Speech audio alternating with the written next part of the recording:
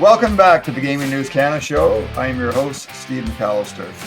Late last month, we raised a Spockian eyebrow with the breaking news of layoffs at Sports Grid involving many of its top personalities. Among them were the man behind the 12,000 Grit sandpaper voice, Scott Farrell, and Gabriel Morency, whom Canadian sports fans know from his days with The Score and the Hardcore Sports Radio Network. And oh yes, the woman carrying the Joe Madden Sports handle on social media, Joe Madden. Joe's personal and professional journeys are of the compelling sort, and we wonder why in the HE double hockey sticks we haven't had the former Team Alberta netball star on the Gaming News Canada podcast before now.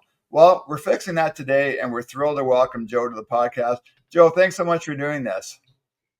Yeah, absolutely. Thank you so much for having me here. So excited for the show today.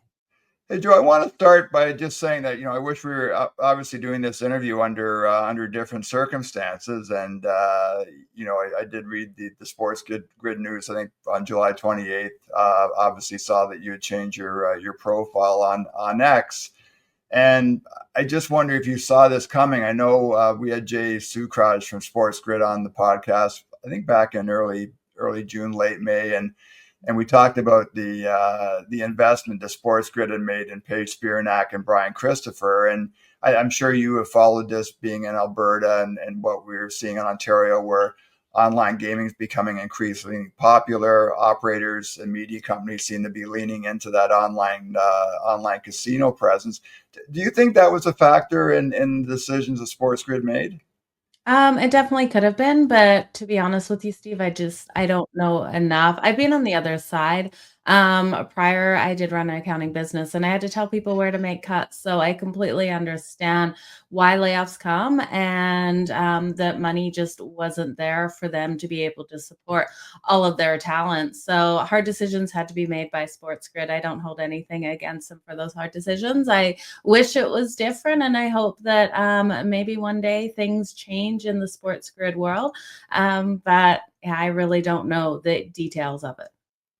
Yeah, and I think that's such a great point. I think you always want to keep doors open because it is a small industry. I've been around the sports media industry for almost 45 years now, and you tend to run into the same people over and over again. So you certainly don't want to close any doors.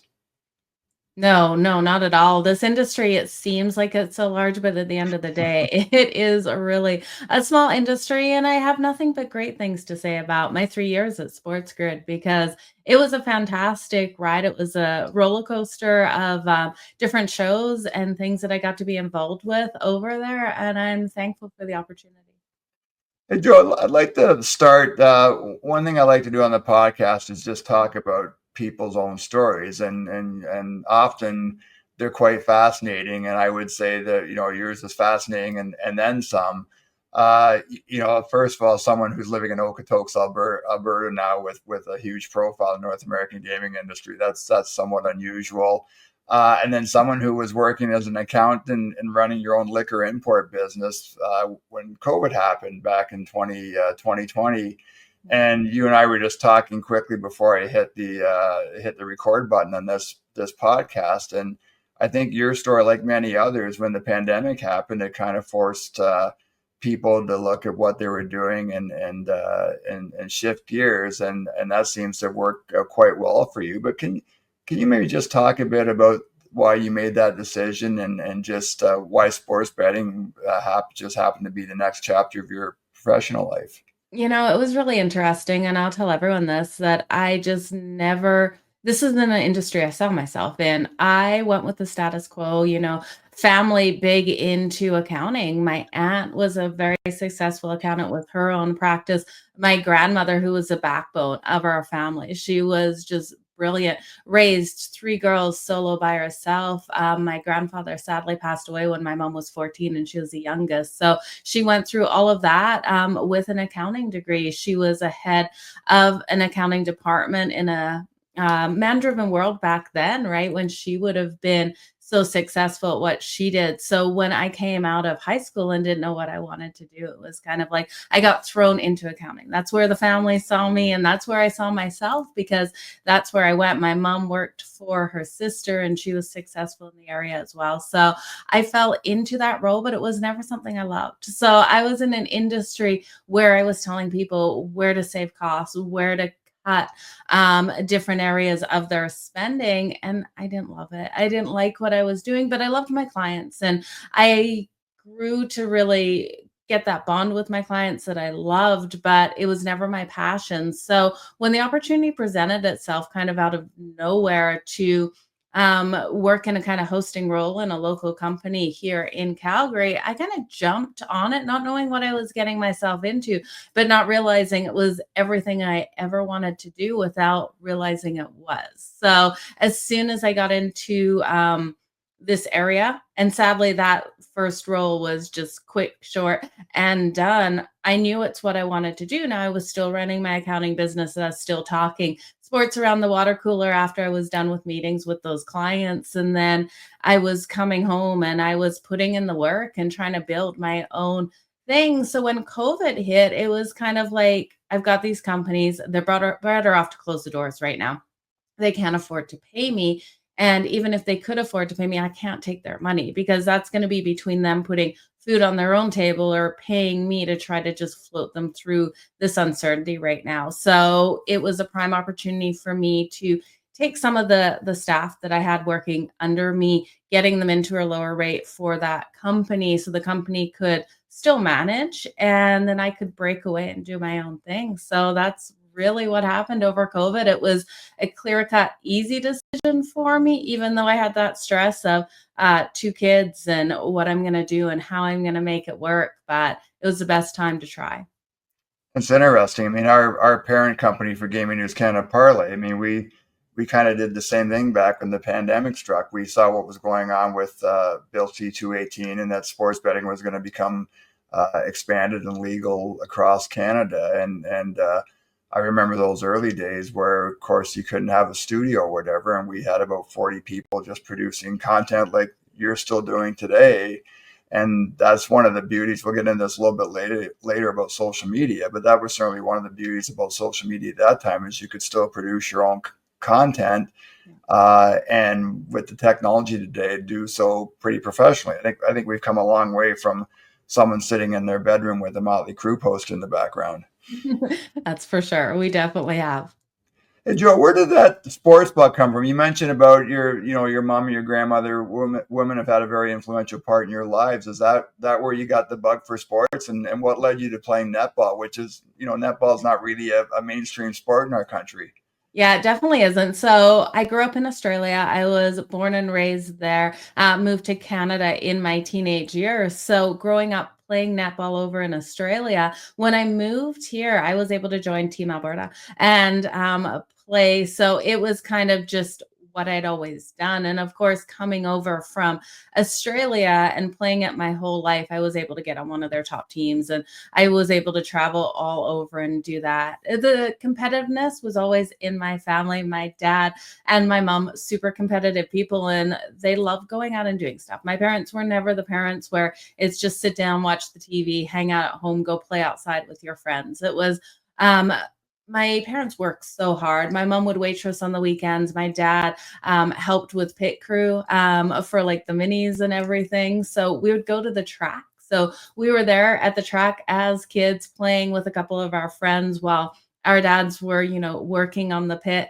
And I got into the cars that way. Like the love of cars is still there. And then we'd go to games. And when we moved over to Canada, it was like we were going to hockey games. We were going to every opportunity, the Calgary Stampeders games, and that competitiveness where my family was at, because like my brother and I always were in sports, always doing something. It just kind of blended over. Now, when I did move, I was, grade 10 going into the biggest high school in Calgary, Beaverbrook, and the girls were not pleasant. And I say that lightly. And it was just because I had an accent and they didn't want to be my friend because as someone different, it's hard enough for kids in high school when they're not different to make friends. But when you stand out and you're that different person, it's very easy for girls to not like you. And I came from small town, country, kind of like Australia, outside of Sydney, small town called Barrow's where I was born, but it was like Barrow, Mittagong, and Willowvale all joining together. So the three little towns, well, the population, it was probably less than the population at Beaverbrook. I'm not gonna lie, that school was so big. So it took me a while to make female friends, which was odd for me because I grew up in this small little community. Everyone was my friend. Of course, I had more female friends than guy friends, but grade 10, it was, I made the guy friends and I was watching sports with the guys. I was going to the basketball games, watching, cheering them on. So I kind of got that from family and then my initial friends over here. And then as I started to make female friends, I still was hanging out with the guys, still watching the sports. Do you find, I think sports is often such a terrific thing to break down walls and barriers. Like, did you find that eventually was the case because you were playing netball and you were a sports fanatic?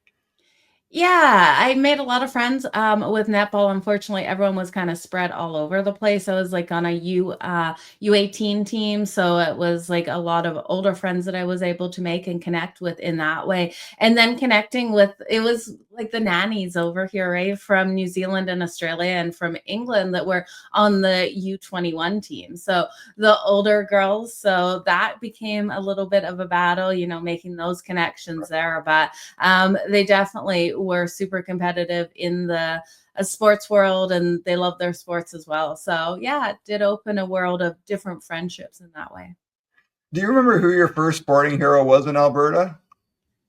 First sporting hero in Alberta. No, I really don't. So Right. I absolutely love hockey now. And I'm going to say this, and my mom's going to laugh because I absolutely love hockey. I had a little bit of rivalry with my brother because we were so competitive, right? So my brother comes over and he was like, what, 12, 13, and he didn't skate in Australia. Like we went skating for one of my birthday parties, and I was the one who could skate. I was way braver back then. I can't skate now. I came over here, I couldn't skate to save my life. But my brother couldn't skate. He was holding on to the boards, and then he gets over here to Canada, decides he wants to play hockey. And he just dominated in hockey. He was a fantastic hockey player. So there was that competitiveness between my brother and I, between our sports. And, I wanted my family coming to netball. Well, netball was always on a Sunday night. So those were my main games, and that was family dinner. So I've got a huge family over here. We're so greatly connected. It's like Sunday family dinners were always at my grandmother's house. So everyone would go. Well, it came to the fact that, well, I had to leave to go to netball. It was like, oh, go have fun. Well, the family's Right, still right. hanging out, but my brother's hockey, everyone went. It was like we're all sitting there. My dad was a little bit over the top. If he listens to this, he's gonna hate me for saying it. He had the stopwatch, he had the notepad, and, he was timing when my brother was on the ice and goal scored, and it was just nuts. But because of that, I was, like, a little bit, like, resentful of hockey. So I'd go to the hockey games, and I'd absolutely love them, but everyone thought, like, I didn't. I was like, "No, I don't like hockey because of it," and I adore the game. So I can't remember who it was that I really connected with back in the day, out there on the ice. But I do remember like the big connection for me when I was watching college sports with my friends was Antonio Gates. And we know where he went. He was originally basketball at Kent State. And that's my biggest memory of like that one player that I was like, oh my God, he's so great out there. Kind of getting into the sports betting, and again, I'm a very, very casual sports bettor, but, I can remember vividly when the Toronto Maple Leafs knocked out the New York Islanders back in the mid to late '70s, and sitting in a friend's living room, and my friends and I putting a $1 bill on the table on who was gonna score the goal in overtime, and that was Lanny McDonald the year scored the game-winning goal to the Maple Leafs for a Cinderella story, and I thought that was so cool that I'd won $2 in overtime at like 16, 17 years old. Do you remember your first sports bet or kind of when you became intrigued with betting on sports? Yeah, it was playing those survivor pools, right? Where you're sitting around and you're getting those bets in. And I did it with a lot of my accounting clients as well. You know, you'd go into their offices and they'd be like, okay, we got the survivor coming up. Are you joining? And I'd always join in those kind of things. So those were like my first, big bets. And then, or like first introduction, those survivor bettings. And then I kind of rolled into, when the sports books were available, the online betting. It was the player props. That's where I was really intrigued by looking at those players and what I thought. So, of course, my first bet was on Phillip Rivers for his passing touchdowns. It was like so exciting to be able to get into that market. I think we talked about social media a couple of minutes ago, Joe. I mean, one of the great things about it is, you're a free agent right now, but it feels like your workflow hasn't changed at all. I just did a quick scroll of your X feed before we got in here, and you're talking. I think we are talking about Tom Brady's birthday over the weekend, and you're posting sayings that you're seeing. I think you had a pick on the Rangers and Yankees. We're recording this on Tuesday, August 5th. I think you had some advice on the Yankees and Rangers game yesterday. Yeah. It just feels like your day-to-day routine hasn't changed at all during this period. I'm just hoping you could just talk a bit, because again, to do what you do, that's just not kind of throwing darts at a dartboard. There's obviously an awful lot of research that goes into doing what you're doing. Yeah, there absolutely is, and you can't take days off. So even though I'm not employed by a company, if I just completely go ghost mode on the sports betting community, as well as what's happening out there for those games, I'm going to be completely lost in a week. You just don't get that luxury of checking out that you do in other industries. So, and I love it, Steve. There's no cleaner my house can be, right? Like it is. I've got stuff to get done in my household, but I don't want to clean my house again. I would rather be looking at NFL futures and diving into that. And yeah, I was talking yesterday, the Yankees versus the Rangers, Max Fried versus Patrick Corbin, and I had a strikeout prop, and it really hurt because we got Max Fried for 7 strikeouts, but Corbin only had the 3, and I had a combined strikeout prop of 12 plus. So, you've got to be looking at those things. You got to be knowing where those games are going each and every single day. And even if I'm not betting maybe as much as I was when I was on in-game live on Sports Grid with my co-host Scott Wetzel, because it felt like we put in 50 bets on a 4-hour show, but so I'm not doing those live bettings as much as I was. I still have to be up to date with everything. And the socials, they come with so much reward, I'd like to say, because the community I built over on my socials, I love checking in with everyone every day and seeing their opinions on different things, getting their thoughts on, like I did a poll today on, would you rather see your NFL rival win the next 5 Super Bowls or never watch football again? And seeing people's comments and not wanting to answer questions like that, it's always fun. And I'm thinking, it's crazy that I say this, but we are on the horizon of the next NFL season, and I just wonder if your workload increases this time of year, and I just can't imagine the amount of work that goes into an NFL season. You mentioned the prop bets, and that's added a whole other layer to what people like yourself do. So I can't imagine how much time you're spending right now looking at teams and players and trends and schedules and everything that comes along with a new NFL regular season.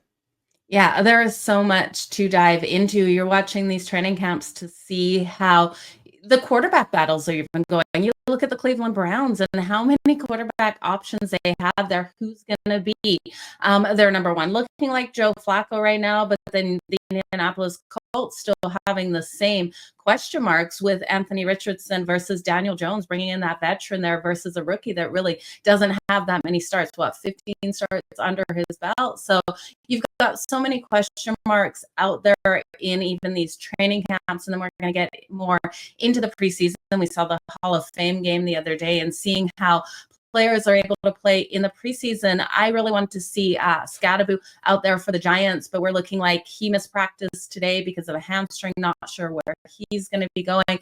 So looking into everything like that before we even get into that regular season, and where we're going to see. So lots of things to iron out for these NFL teams. And as a sports bettor, so many things that we have to stay on top of, watch, and look at those storylines as well out there, and where we're going to see like the changes of coaching as well as, versus their former teams and everything like that. So looking at win totals right now, looking at some players that I do think will have really successful seasons, and then kind of hearing what other people are thinking and seeing if logically it makes sense, which I know a lot of people are low on the Washington Commanders and Detroit Lions this year. There's no way I'm stepping in front of either of those teams. I think the Commanders getting Von Miller, huge. And I think they're only going to improve from what they did last year. And the Detroit Lions, come on, after 15 wins, they've got such a low win total. It's still Dan Campbell.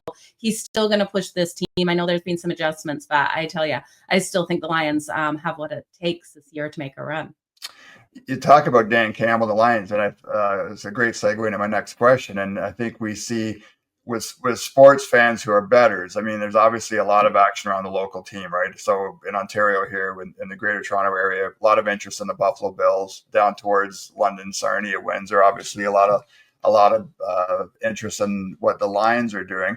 I just wonder, how do you separate that sports fandom from being an astute sports bettor?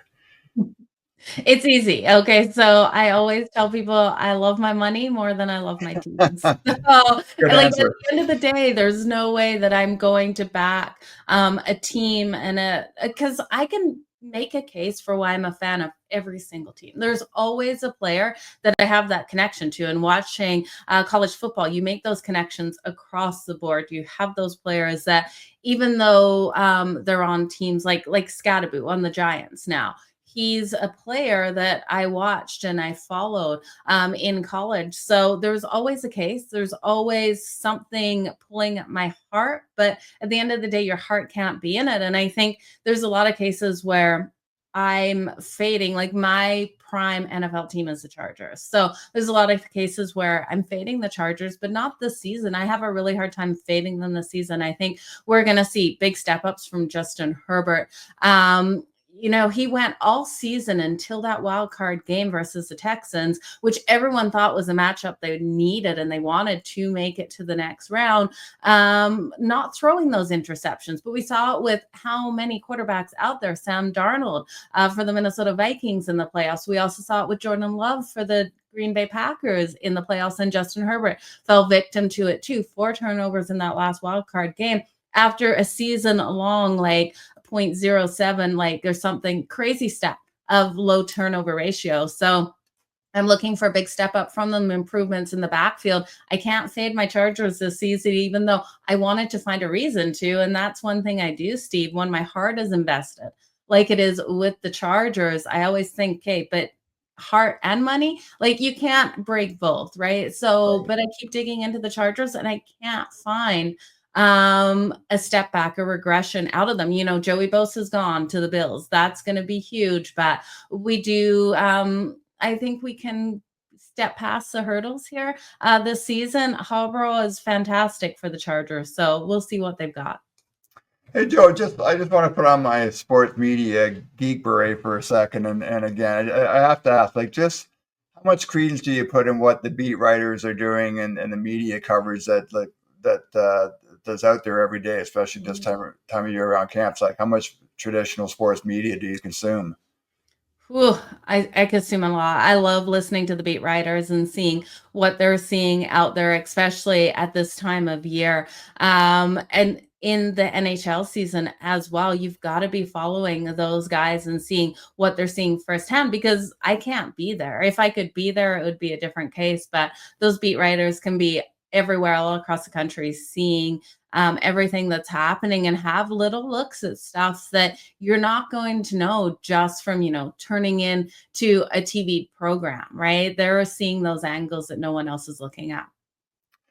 In a normal, once the season kicks off in early September, what's an NFL regular season weekend look like for you, and kind of, in 1,000 words or less? So we'll see what it's going to look like this year. So the past 3 seasons, I've been live on the grid for 4 hours, Saturday and Sunday afternoons. Not sure where my path's going to take me over the next month, and if I'm going to be in the same similar situation, or if it's going to be me sitting there. And so before those games, before I went live for the 4 hour afternoon kind of block, it was the morning. I would have all of my devices set up, a couple of TVs set up, red zone on one TV so you're not missing any plays.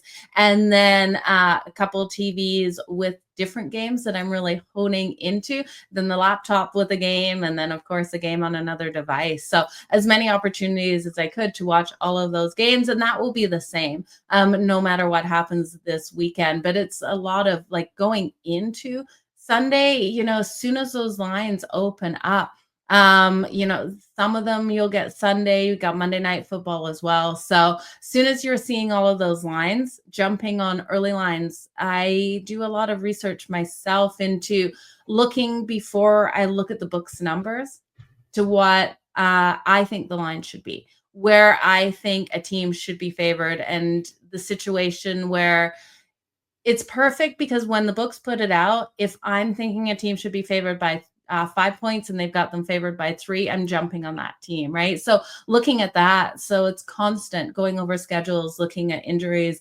looking at those reports out there by the beat writers and everything like that, and then getting my bets in before I miss a line, and then looking at those late lines, and then coming up with plans for live lines as well, which is always a lot of fun. Um, we talk about pros and cons of social media, and again, as we talked about a minute or so ago, it certainly gives you an ongoing platform right now while you look for your next gig. At the same time, I'm assuming that as someone who is giving betting advice and sadly also a woman, that we're in a period where social media it is a toxic environment at times, and we've seen what's happening with athletes right now with her online abuse and her harassment. Um, I guess two questions, Joe. Like, how much of that do you face yourself, and then secondly, how do you deal with it? It- Less now. So when I first started, it was a lot more, and I think over the last about a year and a half, I've faced less of it. It is hard to deal with though, and I still get the odd message in my DMs, but more so now that it's hard to explain. So when I first started, it was just a hate. Like, this girl doesn't know what she's talking about. I'd lose a bet, I'd get 500 messages, and I'd win a bet, and it was just straight crickets. Now I think I've built myself to a level where I get people just with the hate that it's gotta be a man. There's a man in your ear, like, your one side of your hair is always covered, and then I'm like, "Okay, there was no earphone." Like, they think there is, like, a headpiece in my ear giving me information, and I was like, "Wow," like, and then other people say that I'm scripted. Well, my producers that I had to work with at Sports Grid know I had to read one script once for a sponsor. Oh, it was terrible. Like, how many takes we had to do on, a 10-sentence little script for a sponsor to entice people to go over to their book was absolutely terrible. Like, I cannot be scripted. So it's kind of evolved and it's changed where it's more of that, right? Like, okay, so now she sounds more confident. She sounds this way. So let's attack that. And then, yeah, dealing with it, it is a lot to deal with. And it's a lot to deal with when you hear it more so from people that you expected to be in this industry working with, and that you would consider someone where if they said, "Hey, could you guest on my show?" or "Hey, could you give me a reference based on where I've come on your shows or I've done that?" And that's where it's hard. It's those people within the industry that you would automatically give them like whatever they were asking, hoping for out of you, and then you hear that they're saying these things about you behind your back. So that's the hardest part, dealing with it all. You just gotta have a tough chin. My mom always taught me to ignore, all the hate out there and just roll with the punches.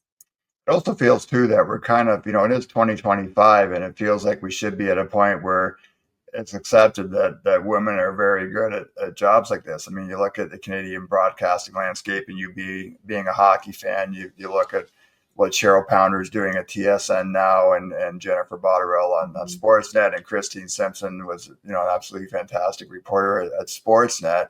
The work that Haley Selvian does at the Athletic and women's sports, and what Ellen Hislop and her team have done with the Gist, and I just it just feels like it's pretty tired now that any sports fan would go after someone simply because they're a woman. Yeah. Yeah, it's crazy, women can do just as much as men out there in this industry, and I do think and it's kinda cliche to say a woman just does have to work so much harder to be in that role, but it's not really. Like, I look at the challenges that I face in this industry, especially before jumping on Sports Grid, and you would guest on someone's show, and they would tell you, "Okay, we're talking hockey." Well, you'd get on there and then 10 seconds within the hockey conversation, they were talking NBA to see if they could trip you up, right? So those challenges, you do have to really know your stuff as a female. And I encourage any female that's looking to get into this industry, one, to know your stuff. And two, if you don't try to walk your way out of a conversation. Just say, like, I'm not sure, right? There's nothing wrong. And every single man that's on a show, if he doesn't know something, is more than capable of saying, I don't know, and they will. Where women try to dodge around the question and then it's pointed out. So I think as women, we have to work hard, but men have to work hard as well. So we all just have to give it our best shot. Are there people that you've really grown to respect or built relationships that are doing what you do, Joe? Yeah, absolutely. Across the board, I loved everyone that I worked with Sports Grid. They have so much talent over there. Pharrell and Gabe Morency are two of my favorites. So great relationships with them. But then I look across the board, and the women that I've met in this industry, Chelsea Messenger is the one that really sticks out to me. Had the opportunity of meeting her in Nashville. And unfortunately, she was just up here in the area, but she arrived the day that I got laid off. So my mindset and peace of mind just wasn't there to be able to meet up with her again. But there is successful people up and down the industry that I have so much respect for out there. And yeah, the bonds that I've made and the friendships I've made are second to none. I'd love to get your thoughts. The prop betting, in play betting has become a really controversial issue right now, especially in the U.S. I think both Ohio and New Jersey legislators have put forth bills to ban prop betting, and obviously, I'm sure you've read the conversation regarding NCAA sports and whether or not prop bets should be allowed. Again, I guess it's a two-pronged question, Joe. Just on the prop bets, maybe your thoughts on that, if you don't mind. And then secondly, like how closely are you following what's going on in the industry, like especially the U.S. right now, where the sports prediction markets, and Kelce seems to be in the news every day, and daily fantasy sports. We're still in Ontario; they're still waiting for that to become legalized, and sweepstakes casinos. But there certainly is a lot of controversy still around sports betting. Do you follow the industry news closely?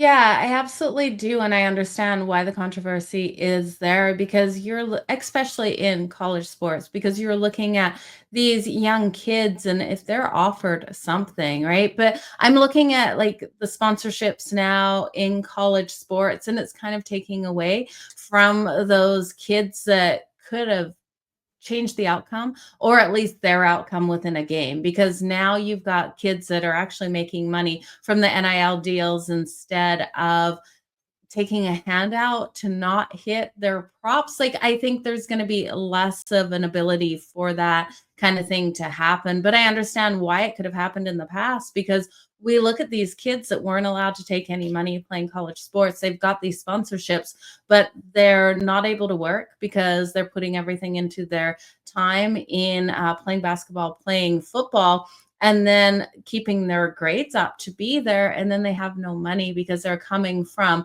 an areas where they just don't, not underprivileged areas, but families that just don't have the money to support them just being at college and getting a handout. So I think now with the NIL deals, it's taking away a little bit from the ability for those things to happen. But we look up and down across the board and we look at what we've seen with coaches. We look at Otani's interpreter. We look at people that have had money, and we can say whatever you want about the interpreter and if you think it was Otani or everyone's thoughts on that, because I know there's so many thoughts on that. But when you break it down, that people with money are still finding other ways to make more money to kind of cheat things. Well, how can you really knock a college kid who's willing to do it when you've got other people that make more, right? Do you know what I mean? It's like people always find an angle if they're looking for that angle, so I understand where they're going. It's hard on the books if we've got things happening like that, and I understand why they'd want to ban the props. I hope the props never go away because I think it is an undervalued market out there. It's a softer line, right, than you're getting for unless you're looking at just the top favorites, right? Like if you're looking at the top favorite players and top favorite teams, you're going to get not as great of lines. But if you're looking at those undervalued teams out there, like the Giants, like the Jets, and looking at some of those players that are just not in the news every week, you're getting better value for your money. So I hope it never goes away. Yeah, and it's funny. Phil Gray, the former sports trader from Sports Interaction, was on the previous podcast, and we talked a bit about prop bets and things like for casual bettors, especially. I mean, prop bets should just be a way of having some fun, right? If you're a Calgary Flames fan and Nazem Kadri scores in the first period, maybe you put $5 on him to get that second goal at plus 200 or whatever it is, Yeah. and I think that's if you're you don't want to get in that situation where you're chasing losses. So the Leafs scored a goal in the first period, and you had them not scoring a goal, and now you're trying to make that money back. And I think that's when you go down that dark road.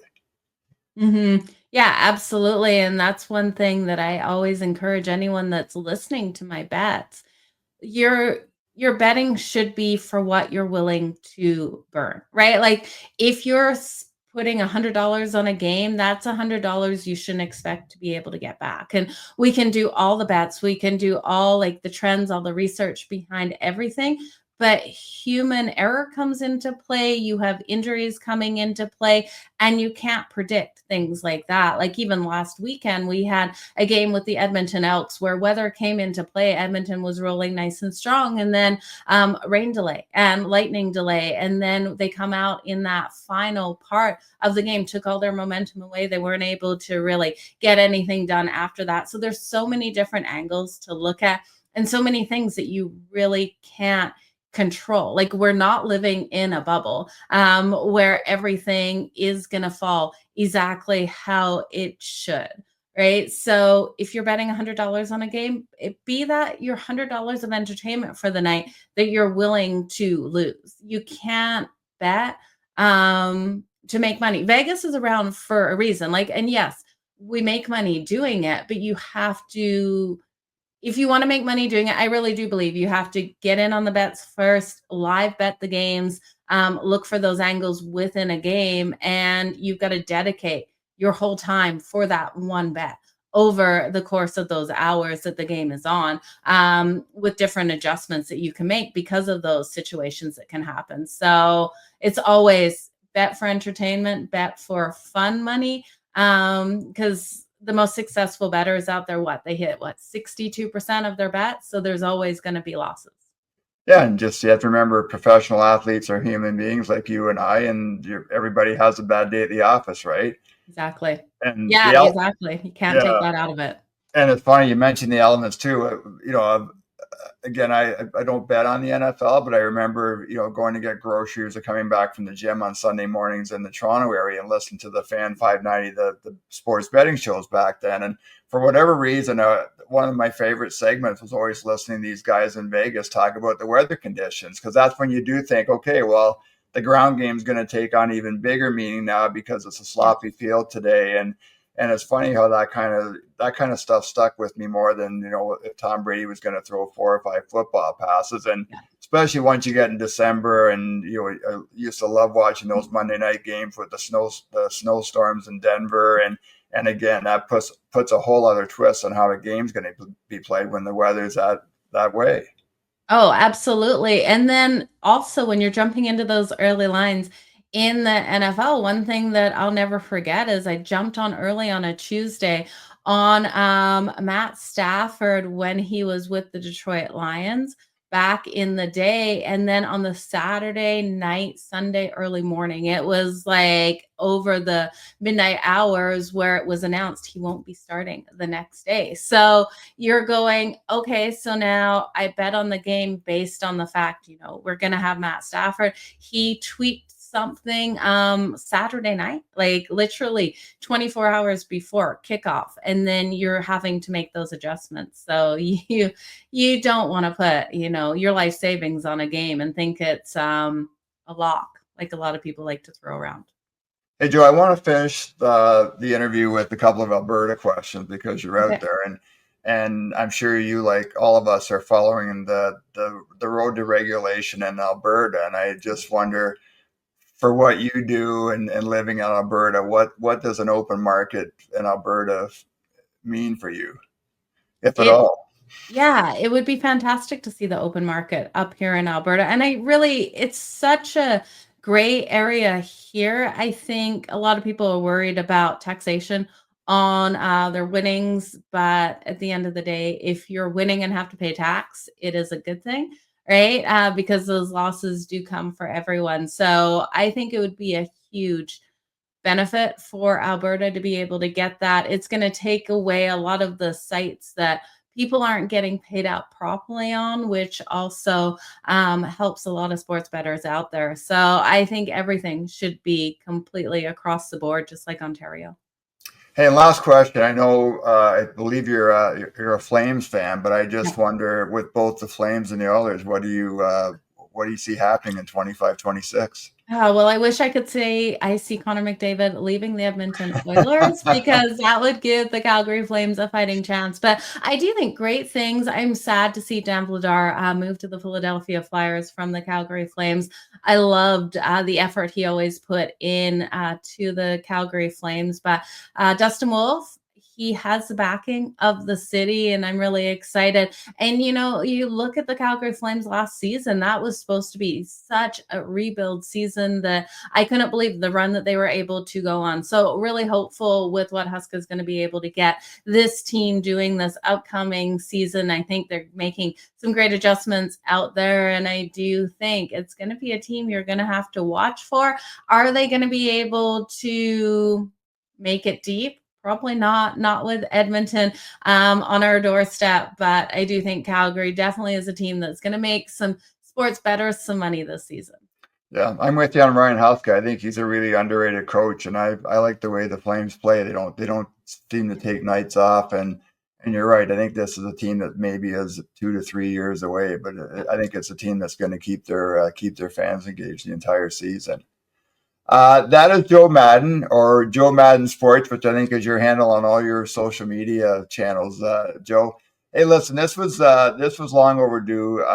Like I said at the top, I'm thrilled to get you on the podcast. I wish you very well with. I'm sure, I know free agency is going to be short lived for you. That we're going to see you on a network or popping up somewhere in the very near future. But really appreciate you doing this with me. Oh, it was an absolute pleasure. Thank you so much. That's it for this episode of the Gaming News Canada show. As always, you can find us on Substack at gamingnewscanada.ca and also on the various podcast platforms. Again, thanks to Joe Madden for joining us today, and we will see everybody again very soon.